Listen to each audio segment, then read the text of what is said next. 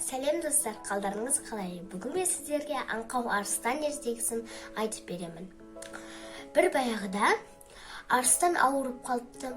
Және түлкі өзінің қулығын асыру үшін арыстанның қал жағдайын сұрауға келеді. Арыстан, қалайсыз дейді. Және мен сізге бір хабар айтайын деп келдім. Егер сіз есектің миын жесеңіз, онда тез жазылады екенсіз, дейді түлкі. Арыстан айтады: мен есекті қайдан табам, дейді. Түлкі айтады: уайымдамаңыз, есекті өзім алып келемін, дейді. Көп замай түлкі жолға шығады.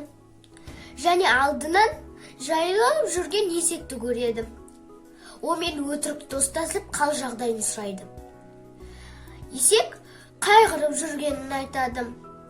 Түлкі былай депті: жүр, мен сені шөбі көп және отты жерге апарайын, дейді. Есек оған сеніп, түлкі оны арыстан жатқан жерге апарады. Арыстан тұра салып, оны өлтіре салады есекті. Сосын түлкі айтады: арыстан, сіз барып шомылып келіңіз, әйтпесе ауруыңызға ем қонбай қалады, дейді. Арыстан шомылуға кетеді. Түлкі оға дейін есектің шекесін тесіп, миының бәрін жеп қояды.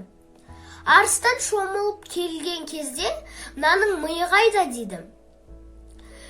Түлкі айтады: енді миы жоқ.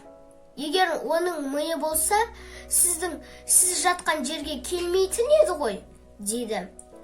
Арыстан өзіне таң қалады.